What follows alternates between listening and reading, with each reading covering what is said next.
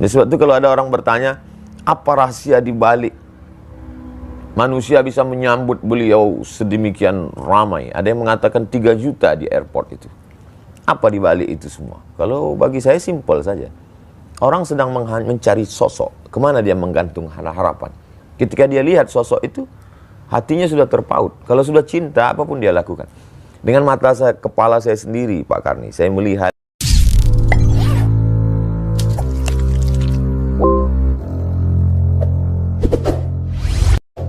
Jangan lupa subscribe, like, and share.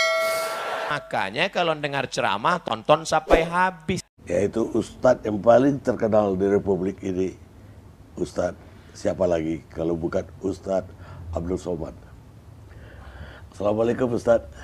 Waalaikumsalam warahmatullahi wabarakatuh. Ustadz, saya dengar tadi datang dari Palembang. Ya. Dan siang tadi udah ketemu dengan ARS. Habib Rizik Syihab. Alhamdulillah Pak Karni. Di Megamendung. Jadi sepertinya Ustadz ke Jakarta kali ini memang karena ARS datang ke Jakarta atau pulang kampung. Satu sisi memang kebahagiaan saya, karena selama ini setiap saya ceramah kemana-mana jamaah bertanya kapan Habib Rizik pulang. Oh, gitu. Mereka menganggap seolah-olah saya tahu semua yang terjadi dengan Habib Rizik. Dan kebetulan memang ada jadwal beberapa hari ini, jadi bersanding dengan itu kebetulan dan saya datang ke Megamendung. Sejauh mana hubungan Ustadz sebenarnya dengan Habib Rizik Syihab? Kalau dilihat dari segala aspek justru lebih banyak perbedaan Pak Karni. Usia misalnya saya 77, beliau 65. Ya, saya lahir 77, beliau 65, lebih kurang 12 tahun perbedaan panjang. Saya di Mesir, beliau di Imam Muhammad Ibn Saud di Riyadh. Mesir ini lebih terbuka, sedangkan Riyadh ini satu mazhab saja. Iya. Kemudian pula dari segi nasab, saya orang biasa, beliau Habib, keturunan Nabi Muhammad SAW. Tapi kemudian ketika ada beberapa hal yang ada titik persamaan. Ketika saya senang sekali dengan gerakan amar ma'ruf nahi mungkar. Selama ini saya melihat ada orang yang amar ma'rufnya semangat, ngajak berzikir, ngajak sholawat, ngajak memakmurkan masjid. Tapi ketika mungkar, melihat perbuatan maksiat itu diam. Karena memang amar ma'ruf nahi mungkar ini kan terkait dengan kepentingan orang banyak. Sehingga kalau itu kita sentuh, kalau ke istilah orang Melayu, kalau periuk belanga orang tersentuh dia mengamuk. Iyalah. Nah, itu. Jadi saya simpati dari awal. Sebelum saya ketemu beliau, sebelum hiruk pikuk Pilkada Jakarta 2017. Jadi soal keberanian maksud Ustaz. Keberaniannya itu bagi saya sesuatu yang menantang. Saya senang. Apa fenomena dengan dia balik sekarang ini setelah sekian lama mengungsi lah ke Saudi Arabia? Kalau sekarang itu kan kita lihat Pak Karni, beberapa FB sahabat-sahabat kita itu kan dihilangkan berita terkait semua yang menulis HRS, Imam Besar, Habib Rizik Syihab itu kan langsung hilang. Kemudian yang posting-posting Instagram juga hilang. Saya masih ingat itu ketika kami umroh Januari 2018 di Makkah. Ketika itu saya ada waktu itu Ustadz Dery Sulaiman. Ustadz Dery Sulaiman mau tes streaming. Sudah dikasih tahu sama yang lain, tes aja, nanti 5 menit pasti down. Dia tes betul. Aku tes, dia bilang. Begitu 5 menit langsung down. Jadi apa sebenarnya kesalahan makhluk hamba Allah yang satu ini? Berapa triliun negeri ini sudah dirugikannya? Apa BUMN yang pernah dia jual? Jadi bagi saya itu sesuatu sehingga sampai menyebut namanya pun, menulis namanya pun. Tapi yang namanya manusia ini kan semakin ditekan, semakin diintimidasi, semakin justru pergolakan semakin. Untuk umat Islam sendiri, bagaimana Ustadz melihat Habib Habib Rizik? Umat Islam ini kita mengajarkan di sekolah-sekolah dari mulai MDA sampai ke Universitas Islam, kita mengajarkan tentang integritas, tentang kejujuran, tentang keadilan, tentang bagaimana bersikap terhadap penguasa. Tapi kemudian santri-santri itu dalam tanda kutip bisa melihat hipokrit. Tidak sesuai dengan yang dibaca di kitab kuning, tidak sesuai dengan yang dia dengar dalam ceramah, dalam kenyataan. Maka dia menggantungkan satu harapan, sosok yang dia rindukan. Dan itu terjawab pada diri Habib Rizik Syihab.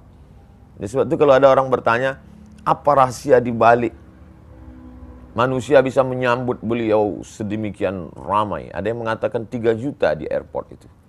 Apa di balik itu semua? Kalau bagi saya simpel saja. Orang sedang mencari sosok, kemana dia menggantung harapan. Ketika dia lihat sosok itu, hatinya sudah terpaut. Kalau sudah cinta, apapun dia lakukan. Dengan mata kepala saya sendiri, Pak Karni, saya melihat ibu-ibu menggendong anak berhenti di tengah jalan karena lelah berjalan kaki tadi. Karena untuk menuju lokasi markas dakwah pesantren Habib Rizik di Megamendung itu, jalannya berkelok, mendaki, jalan tanah, melewati dan mobil tidak masuk. Mereka jalan kaki. Apa yang mereka cari? Tidak ada pembagian sembako. Tidak ada makanan, tidak apa. Maka mungkin mereka pun tidak melihat Habib Rizik. Tapi mereka merasakan kepuasan batin. Simbol gitu. Simbol. Ikon. Sebagaimana cintanya anak muda kepada penyanyi R&B atau K-pop. Begitu juga lah umat yang haus, rindu. Satu sisi mereka melihat dia sebagai ulama. Satu sisi mereka melihat dia sebagai pejuang keadilan. Satu sisi mereka melihat dia sebagai orang tertindas, teraniaya. Tapi ada satu sisi lagi juga mereka melihat dia sebagai keturunan Rasulullah SAW. Ustadz sendiri saya lihat mulai dilirik oleh politik ini. Yang penggagas, salah satu penggagas Partai Masubi baru, Ya. Ribon Masubi, udah mengumumkan Ustadz akan jadi Dewan Surah. Jadi apa ya Ustadz mulai tertarik untuk ikut dalam politik? Saya, Pak Karni, dalam 30 malam bulan Ramadan itu, ada satu malam saya khususkan kajian politik Islam. Kemudian kalau saya memberi kuliah umum di mahasiswa, selalu saya pesankan kalian mesti ambil peran di politik. Kalau tidak, politik kita akan diambil orang lain. Kemudian kalau saya ceramah di mana-mana, walaupun itu tablik akbar di stadion, di tanah lapang, sebenarnya substansi isi yang saya sampaikan itu hanya 3 poin saja. Pertama, islahut tarbiyah, perbaikan pendidikan. Masukkan anak ke TK Quran, SD Quran, SMP Quran, SMA Quran. Setelah itu terserah dia mau kuliah di mana. Yang penting basicnya Islam, Quran. Yang kedua, islahul iktisad, perbaikan ekonomi. Maka gerakan belanja ke warung tetangga, produk halal, bangkitkan ekonomi umat. Kemudian itu banyak sekali video endorse saya terhadap produk-produk UMKM dan lain sebagainya. Yang ketiga adalah islahul siyasah, perbaikan politik. Makanya di mana-mana saya tausiah, pilihlah anggota legislatif yang peduli pada perda syariah, kemudian pilihlah pemimpin yang memperdulikan pada ajaran Islam. Kalau paling tidak dia menyuarakan peraturan-peraturan atau sikap dia, itu keberpihakan dia kepada Islam. Itu yang selalu saya sampaikan. Maka ketika saya diminta sebagai narasumber seminar yang diadakan oleh sahabat-sahabat dari Masumi Ribon, Ustadz Abdul Somad sebagai narasumber untuk memberikan pandangan tentang sejarah politik Islam. Ya, saya dengan Pak Abdullah Heha Mahua dan beberapa narasumber lain ketika itu saya sampaikan. Jadi kalau kata Pak Karni Masumi Ribon melirik saya, sesungguhnya tidak hanya Masumi Ribon, aspek politik, segala sesuatu yang memerlukan orang ramai, orang banyak, tidak hanya politik, dari mulai endorse kerupuk sampai endorse partai, saya kira mereka akan gandeng saya. Bukan berarti ungkapan saya ini pede sekali, tidak, tapi memang itu kenyataan yang saya terima hari ini. Apa mungkin setelah ini kita akan melihat Ustadz itu justru bukan lagi, tidak hanya di mimbar masjid, tapi di panggung politik juga? Sesungguhnya Pak Karni, ketika kita menjadi ustadz, kita sedang menempatkan diri sebagai juru kampanye dalam tanda kutip. Karena ketika kita berislam, itu Islam mencakup segala aspek. Ada aspek ibadahnya, artinya ketika saya tampil di mimbar, saya sedang mengatakan, marilah kita sholat, marilah kita puasa, marilah kita berzakat. Berarti saya juru kampanye ibadah. Kemudian di dalam Islam itu ada namanya fikih muamalah ekonomi. Maka ketika saya tampil sebagai ustadz, sesungguhnya saya juga sebagai jurkam ekonomi Islam. Karena waktu itu saya mengatakan riba itu haram, marilah kita bermuamalah secara islami, marilah kita pinjam meminjam dengan cara Islam. Dan ada satu lagi yang dilupakan orang, bahwa dalam fikih itu ada namanya fikih siasah. Siasat kata orang kita. Atau disebut juga dengan as-siyasah asy-syar'iyyah. Atau disebut juga dengan istilah al-khilafah. Atau disebut juga dengan istilah min fiqhid daulah. Terserah mau pakai istilah manapun, tapi sebenarnya Islam mengatur aspek politik. Seorang ulama besar dari kalangan mazhab Syafi'i bernama Imam Al-Mawardi, meninggal tahun 450 Hijrah, menulis suatu kitab khusus berjudul Al-Ahkam As-Sultaniyah, hukum hakam kesultanan, politik Islam. Jadi ketika saya sebagai seorang ustadz, saat itu sebenarnya secara tersirat saya sedang mengatakan, hai umat, marilah menuju politik Islam. Karena Islam itu kafah secara aspek, dari mulai ibadahnya, muamalah ekonominya, sampai kepada politiknya. Hanya saja ada sahabat-sahabat saya yang sesama LC, sesama ustadz yang langsung cenderung langsung masuk ke dalam partai, menjadi anggota legislatif, ada di DPD, ada di anggota Dewan Kabupaten, Kota, Provinsi, DPR RI, ada bahkan yang langsung jadi kepala daerah. Tapi saya tidak. Saya hanya menjelaskan kepada umat, ini loh politik Islam. Tapi sebagai pelaku politik praktis langsung, saya kira tidak. Karena saya memang secara historis, sejarah pribadi saya, kakek dulu mengatakan cucuku yang ini sekolah agama. Jadi saya memang sudah disetting dari awal belajar agama. Maka saya tidak SD, saya madrasah ibtidaiyah, sanawiyah, aliyah, kuliah di Al-Azhar, S2 hadis di Maroko, S3 juga hadis. Lalu kemudian saya menjelaskan ajaran Islam. Jadi insya Allah saya tetap pada pendidikan dan dakwah, Pak Karni. Kalau ya seperti waktu ditawarin jadi wakil presiden pemilu yang lalu, Ya. kan Ustadz mengatakan Ustadz mau jadi berdakwah aja, Dakwah. mau jadi Ustadz aja, tidak mau jadi wakil presiden atau orang praktisi politik lah. Apa itu tetap? Insya Allah Pak Karni.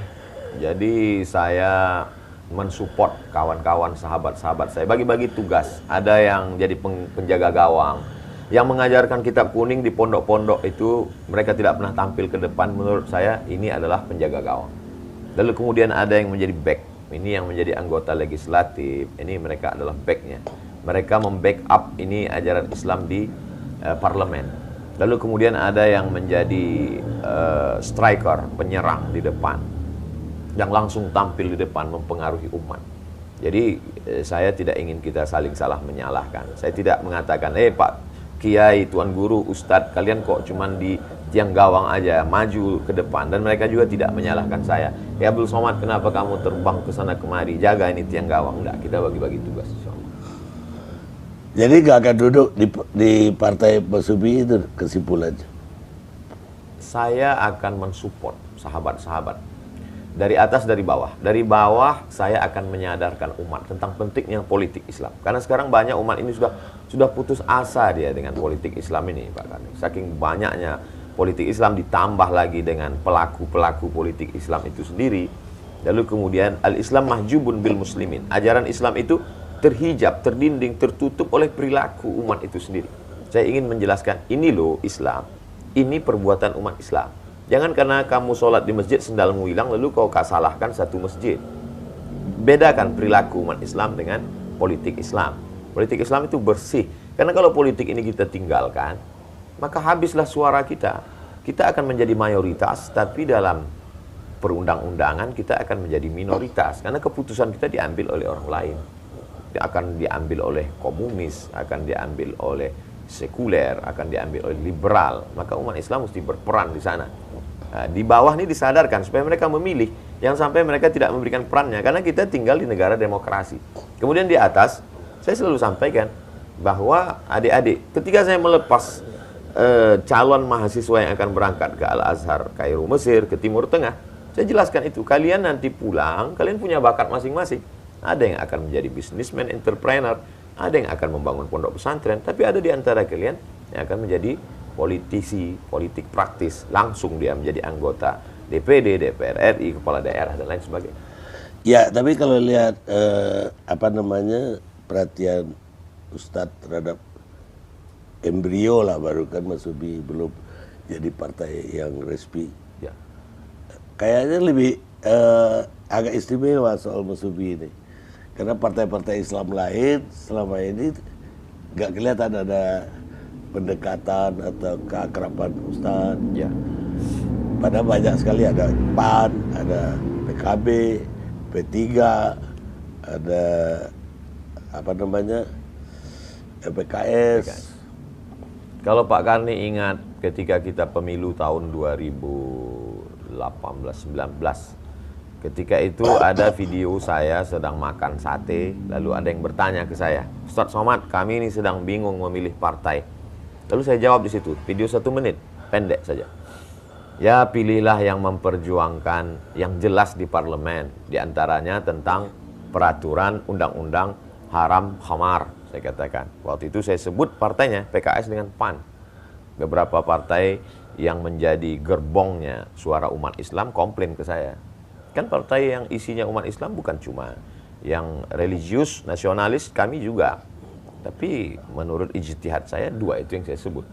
Jadi artinya kalau saat itu saya sebutkan PKS, saya sebut PAN, hari ini saya bersama dengan orang-orang tua, sahabat-sahabat Masumi, karena ada sejarah masa lalu. Saya sebenarnya ingin menjelaskan, mereka bisa saja berbeda seragam, berbeda baju, karena saya berprasangka baik, husnuzon, kullu mujtahid musib. Semua yang berijtihad itu benar. Dia dapat 2 pahala. Satu sisi dia sudah berijtihad, ijtihad politik. Satu sisi dia dapat pahala karena ijtihadnya. Kalau dia benar, maka dia dapat 2. Andai dia keliru, tersalah, dia tetap dapat 1 karena dia sudah berusaha. Ya. Jadi saya mensupport gerakan itu. Apa ada sejarah orang tua atau kakek dulu juga bersumi? Secara praktis orang tua, kakek-kakek dulu kami lebih ke kalau sejarah dulu kakek-kakek kami adalah P3. Karena waktu itu zaman Pak Harto kan kita cuma ada 3 saja. Golkar, PDI, dan P3. Dan Kalau kakek kan masih masa tahun 50-an, kakek kan udah hidup. Mereka tidak. Mereka hanya gerakan agama, tasawuf, tidak ke politik. Oh, tasawuf. Saya mau bertanya tentang soal radikal ya. Saya melihat di Indonesia itu ada sekelompok orang kecil mungkin yang kepingin memang ada khilafah, tapi sebagian orang kecil juga kepingin dan kampanye untuk selalu memerangi khilafah. Ya, korbannya kelompok besar, umat Islam yang besar. Ya. Karena dua-duanya berlawanan dengan ekstrim. Bagaimana Ustadz melihat ini? Analisa Pak Karni tajam sekali. Ada satu kelompok kecil yang menginginkan, ada satu kelompok kecil yang tidak menginginkan. Yang menjadi korban adalah kelompok besar. Sebenarnya untuk memerangi ini hanya 2 saja. Yang pertama, umat dibuat faham, mengerti keadaan. Yang kedua, orang yang punya kepentingan jangan biarkan bermain. Karena ada orang yang mengambil kepentingan dan permainan di situ. Kalau dipahamkan umat ini, sama seperti kita mengerti, Pak Karni tidak punya kecurigaan sedikit pun bahwa saya akan mengganti Pancasila, bahwa saya anti NKRI, bahwa saya anti kebinekaan. Pak Karni paham tentang bagaimana pendirian saya, bagaimana sikap saya. Sehingga kita tidak ada kecurigaan. Kenapa? Yang pertama, kita saling mengerti. Yang kedua, bahwa kita tidak ada kepentingan. Tapi ketika ada kepentingan, maka mengerti pun kita tidak ada gunanya. Bahwa lalu kemudian kita diajarkan dari dulu, maka ketika ada kelompok yang meminta saya, memaksa saya untuk menyanyikan lagu kebangsaan Indonesia, saya menolak. Bukan karena saya tidak bisa menyanyikan, itu bukan saya karena anti NKRI. Saya dari kecil SD, sayalah yang mengerek bendera itu, dan sayalah yang menyanyikan lagu itu. Dan ketika saya mau berangkat ke Mesir, maka kami 100 anak Indonesia yang lulus beasiswa Al-Azhar tidak akan berangkat ke Mesir kalau tidak lulus penataran P4. Tes ke Mesir itu 3, tes bahasa Arab, tes hafalan Al-Quran, dan tes Pancasila dan Undang-Undang Dasar 45. Lalu kemudian setelah pulang, kamilah yang membawa bendera itu ke dalam hutan belantara 7 jam naik sampan untuk mengganti bendera yang lapuk dan mengajarkan anak-anak di kelas itu tentang Indonesia Raya. Ya, jadi kalau kita saling mengerti, maka insya Allah bualan-bualan isu-isu hoax itu tidak akan termakan oleh siapapun, sebagaimana kita bisa duduk bersama terlepas dari perbedaan pandangan politik. Ya, saya tahu bahwa banyak yang menuding Ustadz itu radikal, bahkan khilafah. Ya. Dan bahkan ketika kami wawancara Ustadz pun ada yang menuding, oh, Anda udah jadi khilafah. Jangan-jangan Pak Karni sudah dituduh terinspirasi ikut khilafah. Iya, karena pernah wawancara dengan Ustadz. Labeling ini sangat mengerikan Pak Karni. Jadi kalau kita lihat sekarang, kalau ada orang tidak suka sesuatu, langsung dia berikan label anti NKRI, radikal, khilafah. 3 ini seperti. Jadi kalau kita mundur ke belakang, kita bisa lihat bagaimana apa yang dialami oleh Haji Abdul Malik Karim Amrullah. Ketika pada rezim Orde Lama zaman itu, label yang paling sangat manis untuk menjatuhkan orang adalah dengan mengatakan dia akan menggulingkan kekuasaan, menjual negara Republik Indonesia ke Malaysia, lalu kemudian akan membunuh presiden dan lain sebagainya. Itu pernah dialami Buya Hamka. Lalu kemudian hari berganti, musim berubah, masuk Orde Baru, dan ketika itu muncul label baru yang disebut dengan Komando Jihad. Siapa saja, bahkan Buya Hamka kena label itu. Sampai Buya Hamka akhirnya melepas pecinya, dia bantingkan. Kalau ada Komando Jihad itu, maka akulah Komando Jihad itu, kata Buya Hamka. Jadi sejarah label ini saya kira perlu dituliskan dalam tulisan yang menarik, atau buku sekalian, tentang bagaimana label-label ini untuk menjatuhkan orang lain. Seperti perbuatan anak kecil dulu, kita waktu masih SD, kita tulis kertas, kita tempelkan di belakang orang. Kita sedang label. Itulah yang terjadi pada saya dan pada saudara-saudara saya dan sahabat saya. Kami amat sangat cinta pada negara kesatuan Republik Indonesia. Ya, karena itu saya ingin bertanya, bagaimana tanggapan Ustadz ketika Ustadz itu mengalami banyak sekali, ada persekusi, Ya. ada ya kayak tadi dihadang, bahkan ada khotbahnya jadi dibatalkan, Ya. segala macam lah, bahkan tidak diterima di satu daerah. Ini apa tanggapan Ustadz terhadap ini semua? Saya mengalami sendiri Pak Karni, beberapa tempat itu, bahwa ada sekelompok anak muda, tapi kemudian itu sebenarnya bukan suara masyarakat. Ambil contoh kasus Bali, itu bukan suara masyarakat Bali. Buktinya tablik akbar itu terjadi, terwujud, dan saya ceramah di dalam masjid, dan di situ ada Raja Bali hadir waktu itu. Sekarang kalau masih mau dicari di Google bisa, Abdul Somad Raja Bali, enter. Beliau duduk minum kopi bersama dengan saya, dan beliau yang duduk di situ, padahal beliau Hindu. Beliau menjamin selama saya ada di sini, Ustaz Abdul Somad aman ceramah. Artinya 2 tadi, pemahaman yang mesti dibenarkan, yang kedua mesti diluruskan, dibetulkan. Yang kedua, jangan ada kepentingan. Karena sekelompok orang ini bermain di bawah atas nama kepentingan. Kalau kita lepas dari ini, maka fitnah-fitnah ini akan hilang dan kita bisa jaga keberaneka-ragaman kebangsaan kita ke depan. Kita mesti bangun bangsa ini karena kita begitu amat sangat banyak suku, multi etnis, multi bahasa, multi agama. Kalau ini dipelihara konflik ini, kita na'udzubillah, ini fitnah besar. Jangan sampai ini terjadi pada umat dan bangsa ini. Iya, tapi sebaliknya juga dari kelompok Islam juga ada kecurigaan terhadap bangkitnya kembali komunis misalnya. Ya. Ustadz bagaimana melihat, memang ada gejala apa komunis ini akan bangkit? Saya kira mesti ada kejujuran, Pak Karni. Jadi kejujuran bagaimana, kenapa orang yang mengibarkan bendera la ilaha illallah dilarang, ditangkap, dikriminalisasi. Lalu kenapa orang yang menulis buku Aku Bangga Sebagai Anak PKI dibiarkan? Jadi kalau ada kecurigaan umat, ini kan lalang kering. Lalang kering ini mesti disiram supaya apinya tidak menjalar kemana-mana. Jadi jangan sampai kita belah bambu, yang satu diinjak, yang satu dinaikkan. Kita harus bersikap adil. Maka dalam Islam diajarkan i'dilu, bersikap adillah kamu. Wa aqrabu littaqwa, adil itu lebih dekat kepada takwa. Jadi pemimpin yang ditaati itu pun dalam Islam sifatnya dua. Betul, atiullah wa atiur rasul wa ulil amri ta'ala kepada pemimpin. Tapi syarat pemimpin itu dua. Pertama, idza hakamtum bainan nas an tahkumu bil adli. Kalau menetapkan hukum dia adil. Lalu kemudian innallaha ya'murukum an tu'addul amanati ila ahliha, meletakkan amanah pada tempatnya dan dia bersikap adil. Jadi kalau umat ini mulai ada komplain, dia lihat ketidakadilan, maka bersikap adil, maka insya Allah isu-isu itu akan hilang dengan sendirinya, termasuklah isu komunis. Baik, Ustadz, ada satu hal lagi yang mungkin ini apa ya, apresiasi saya.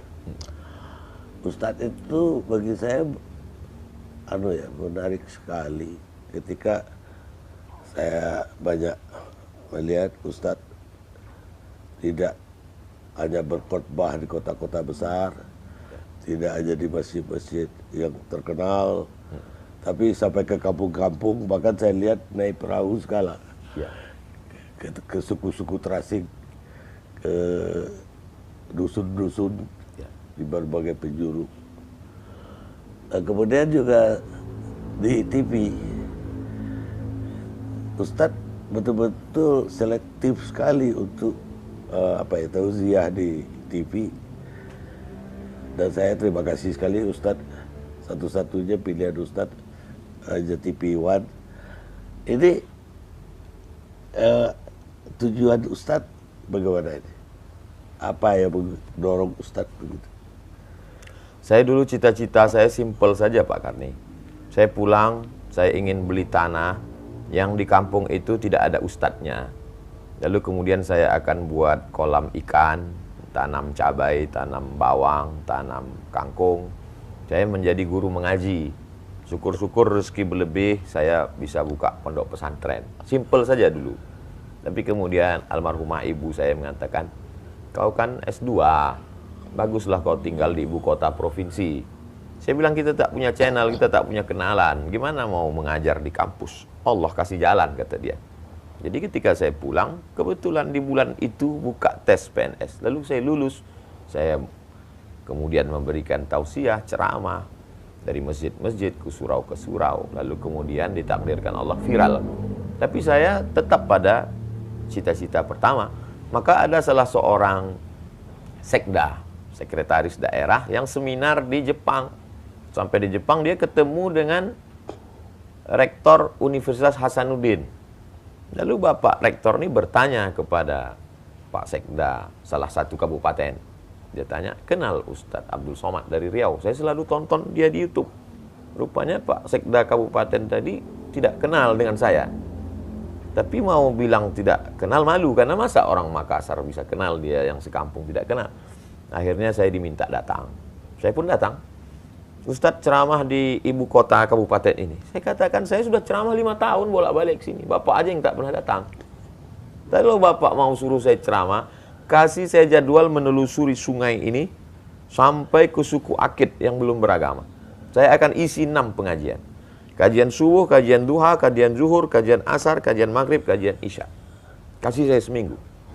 6 hari, 6 kali 6, 36 titik. Mereka susun 36. Kepuasan saya ada berada di situ. Maka ketika ada mahasiswa mengajak saya masuk ke suku Talang Mama, saya masuk. Dari Pekanbaru 5 jam, masuk ke dalam 7 jam. Sampai hari ini, dalam setahun itu saya khususkan ada 2 bulan, Saya masuk ke pulau-pulau. Sahabat-sahabat mengajak saya dari Dompet Duafa, dari Dewan Dakwah, dan lain sebagainya. Dewan Dakwah salah satu yang konsep. Ada kepuasan batin saya di sana. Mana memang tujuan awal saya yaitu bahwa dulu ketika di Mesir, Pak Karni, kita waktu itu krisis, kesulitan. Dan ada orang Mesir itu dia punya peternakan ayam, namanya Muhandis Abdus Salam. Dia kaya sekali. Setiap bulan krisis moneter kami sulit dapat kiriman, dia yang memberi kami bantuan di samping beasiswa Al-Azhar. Suatu ketika sedang berkumpul kami datang bertanya ke Muhandis Abdus Salam, apa yang doa engkau inginkan dari kami? Biasanya orang kalau dia kasih uang dia minta doakan saya. Kata dia, jangan doakan saya. Kamu nanti pulang ke negerimu, kamu sebarkan saja Islam ini ke kampung-kampung. Karena saya pernah sampai ke sana, di kampungmu masih ada orang yang belum pakai baju, kata dia. Sampaikan. Jadi apa yang saya lakukan hari ini adalah janji saya pada kakek-kakek saya dulu, kemudian pada orang Mesir yang dulu pernah berbuat baik pada kami. Tentang televisi, Pak Karni, TV One bukan satu-satunya tempat yang pernah saya menyampaikan tausiah. Saya pernah di televisi ini, saya pernah di televisi anu. Lalu kemudian ceramah saya diatur, saya harus pakai baju ini. Di menit sekian saya mesti tertawa, di menit sekian saya mesti menangis. Saya tidak bisa begitu. Saya tidak bisa begitu. Ceramah saya tidak bisa diatur. Saya menemukan kebebasan di TV One. Kalau andai satu zaman, satu masa, satu bulan nanti TV One memperlakukan saya seperti itu, saya mesti diatur menangis di menit kemudian, saya tidak boleh bicara ini. Mungkin saya akan keluar dari TV One dan saya lebih memilih ceramah di channel Pak Karni Ilyas.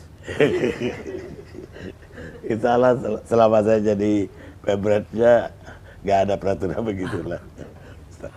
Untuk yang lain pun tidak. Tapi gini, Ustadz sendiri dari Aliyah, dari Madrasah Ibtidaiyah, Aliyah, sampai akhirnya sekolah ke beberapa negara. Ke Al-Azhar, ke Maroko, ke Sudan terakhir. Sudan. Ini beasiswa semua atau biaya dari mana? Pada tahun 1998, Indonesia mendapat jatah 100 beasiswa ke Al-Azhar Kairo, gratis, selesai S1. Saya ikut tes, waktu itu untuk Provinsi Riau, Aceh, Sumatera Utara, tesnya di Medan. Saya lulus. Dapat beasiswa, tiket ditanggung oleh Al-Azhar Kairo. Lalu kemudian setelah itu ada lagi namanya Agence Marocaine Coopération Internationale, AMCI. Itu memberikan beasiswa untuk anak Indonesia 15 orang. Dan saya mengirimkan berkas, ijazah, transkrip nilai. Saya termasuk pemburu beasiswa, Pak Karni. Saya cari, dapat, saya kirim, dan saya diterima di Darul Hadis, sebuah lembaga yang didirikan oleh Raja Hasan II. Ayah dari raja yang sekarang, Raja Muhammad VI. Lalu setelah itu, saya pun lulus jadi dosen. Ada namanya program 5.000 doktor, Pak Karni, yang dikeluarkan Kementerian Agama. Adik kelas saya lulus, dapat beasiswa 5.000 doktor. Lalu dia datang ke saya, Bang, saya dapat beasiswanya besar, 1 tahun 200 juta. Berarti kalau 4 tahun bisa 800, kata dia. Beasiswa ditanggung full. Saya pun ajukan. 3 tahun saya ajukan, Pak Karni. 3 kali 3 tahun nggak dapat. Tak tahu apa kesalahan. Padahal saya sudah terdaftar. Sampai pernah datang Pak Dirjen dengan Pak Rektor. Pak Rektor nanya ke Pak Dirjen, ini Abdul Somad ini sudah 3 kali ngajukan, kenapa nggak dapat beasiswa? Nggak tahu kenapa. Sampai akhirnya suatu hari saya pergi dalam perjalanan dakwah di airport Cengkareng, saya ketemu dengan seseorang di toilet. Dia mau keluar, dia lihat saya, Ustaz Abdul Somad ya? Iya, kata saya. Dia keluarkan kartu namanya, saya dari Surabaya. Ustadz mesti doktor. Ustadz daftar S3 dimanapun di seluruh dunia ini, saya tanggung sampai selesai. Tiket pesawat, semua biaya. Nih, datang ke saya. Seolah-olah Allah Ta'ala ingin mengatakan kepada saya, Abdul Somad 3 kali kau ajukan ke Kementerian Agama tidak lulus. Nih, ku kasih cash. Kalau aku berkehendak, aku bisa. Ketemunya di toilet lagi, di tempat setan. Bisa ketemu malaikat di tempat setan. Tapi alhamdulillah Pak Karni, sampai hari ini saya tidak temui itu Bapak. Nah, kartu namanya ada. Saya tidak minta. Tak tahu datang dari mana, setiap orang kasih saya uang yang dolar, saya simpan di satu amplop. Akhirnya saya kumpul itu cukup untuk biaya kuliah saya, bahkan berlebih. Tiket pesawat saya 2 kali saya ke Sudan bolak-balik. Kuasa Allah SWT. Betul, kata ibu saya dulu, almarhumah, rezeki itu tak berpintu, nak. Kalau kau lulus PNS ini, berarti disitulah letak rezekimu. Andai kau tak lulus, rezeki Allah akan datang dari pintu yang lain. Saya yakin dengan itu. Itu sebenarnya cara Allah untuk meyakinkan saya. Yang selama ini kau belajar di Azhar, sudah kau baca hadisnya, sudah kau hafal ayatnya, tapi kau belum ketemu di alam nyata. Saya banyak mengalami hal-hal yang di luar logika akal. Salah satunya adalah selesainya saya bisa menyelesaikan S3 ini, Pak Kani. Saya waktu itu tidak punya kesempatan. Saya sudah terdaftar. Referensi saya sudah penuh kamar itu. Buku-buku dikirim oleh kawan-kawan saya. Karena disertasi saya tentang kontribusi Syekh Hasyim Asy'ari dalam penyebaran hadis di Indonesia. Teman-teman saya memberikan buku dari Pulau Jawa, dari pondok pesantren di Jawa tentang Mbah Hasyim. Tapi saya tak punya waktu, kesempatan. Sampai akhirnya video saya dengan Pak Prabowo viral, wawancara di TV One. Lalu kemudian ketika itu menjadi viral, ternyata politik ini tidak sesimpel yang kita bayangkan. Maka mau tidak mau, jadwal ceramah saya 4 bulan mesti hilang sejak pertemuan itu. April, Mei, Juni, Juli. Di 4 bulan full itulah saya tidak ada main handphone, tak ketemu orang. Saya hanya menulis saja. Menulis. Akhirnya saya pergi ke Sudan dan saya sampai ke sana setelah melewati lebih dari 20 kali perbaikan, revisi, akhirnya sudah siap disidangkan. Ternyata saya baru terdaftar 2 tahun kurang 6 bulan. Akhirnya saya disidangkan Desember 2019 dan bulan Februari saya datang ke Brunei Darussalam. Sudah siap kertasnya diserahkan oleh rektor. Ini kertas sudah ditandatangani sebulan yang lalu. Abdul Somad sebagai visiting professor di University Islam Sultan Syarif Ali Brunei Darussalam. Jadi saya lihat hidup ini kita jalani saja, mengalir saja. Niat baik, buat baik, Allah kasih baik. Andai tidak baik, berarti Allah sedang menguji kita. Jadi saya banyak belajar hidup, bukan dari buku, tapi dari yang saya alami. Saya kira demikian, Pak. Baik, apa ada putra-putri yang ikuti jejak Ustaz? Anak kandung 1 orang. Kalau anak biologis 1 orang. Namanya Mizian Hazi Abdillah. Tapi saya tidak paksa anak saya mesti ikut seperti saya. Anak saya mesti TK Al-Quran. Dia hafal juz 29, juz 30. Umurnya 5 November ini genap 7 tahun. Saya mesti masukkan dia ke SD Al-Quran, SMP Al-Quran, SMA Al-Quran. Setelah itu nanti terserah dia mau jadi apa. Kalau dia mau ikut jejak saya ke Mesir, saya akan kirim dia ke Al-Azhar Kairo. Kalau dia tidak mau ke Kairo, terserah dia. Saya lihat sekarang dia banyak main kereta api. Mungkin dia mau jadi masinis, terserah. Yang penting dia jadi apapun, dia bisa menolong agama Allah. Berapa orang putra? Anak saya 1 orang. Oh, 1. Dan Ustadz sebetulnya kalau lihat dari CV-nya kan lahir di Asahan ya. Asahan, Sumatera Utara. Tapi besarnya di Pekanbaru. Saya Riau. sampai 1900 saya kuliah sekolah di SD di Kisaran, ibu kota Kabupaten Asahan. Lalu setelah itu melanjutkan ke Madrasah Sanawiyah Mu'allimin Al-Jamiatul Wasliyah Jalan Sisinga Mangaraja Medan sampai 1995. Setelah itu saya berhenti sekolah karena menurut saya sekolah itu tak ada gunanya. Presiden sudah ada, menteri sudah ada. Saya bilang ke orang tua saya, aku tak perlu sekolah lagi, belikan saja aku 1 mobil truk mau jual ikan asin. Karena saya lihat jual ikan asin lebih kaya dan lebih banyak uangnya. Tapi orang tua, ibu khususnya, memotivasi saya untuk terus sekolah. Akhirnya saya sekolah, ijazah terakhir saya di Nurul Falah Air Molek Indragiri Hulu. Itulah satu-satunya sekolah yang mau menerima saya. Sekolah itu amat sangat besar jasanya. Selalu saya sampaikan motivasi, jangan pernah menjudge orang. Walaupun anak itu bandel, nakal, boleh jadi dia punya harapan. Terimalah dia, seperti sekolah ini dulu mau menerima saya. Lalu kemudian setelah itu 98 saya ke Mesir, tahun 2004 saya ke Maroko, 2017 saya ke Sudan, 2019 berakhir, dan saya keluar dari PNS 2020 sampai hari ini dan dipertemukan dengan Pak Karni. Baik, Ustadz, terima kasih banyak sudah mau meluangkan waktu untuk Karni Ilyas Club. Pemirsa, demikianlah bincang-bincang kita atau ngobrol kami berdua yang di-record oleh Karni Ilyas Club. Saksikan Karni Ilyas Club. Sebelum Pak Karni tutup, ada sesuatu yang ingin saya berikan. Silakan. Mudah-mudahan setiap melihat ini Pak Karni jadi ingat saya dan mendoakan saya. Siap. Saya lahir 77, Pak Karni tahun 77 menikah dan punya anak 79. Jadi saya mungkin sebaya dengan anak Pak Karni. Saya mau pasangkan tulisan UAS Ustadz Abdul Somad. Makasih Ustadz. Barakallah. Mohon izin Pak Karni. Iya.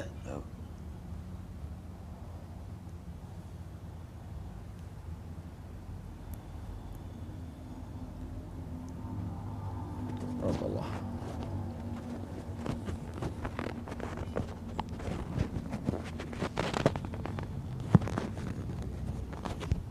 Oke. Makasih. Jazakumullah. Barakallah. Dan terima kasih udah meluangkan waktu Baik Pak Karni. sampai jam berapa itu? Hampir jam 10. Hampir jam 10. Lebih dari aduh ya. Gak apa-apa ya. Soalnya asik sih. Kalau dibiarin bisa sampai malam mah. Kalau bukan di YouTube. Jalan kita, Ustaz. Baik.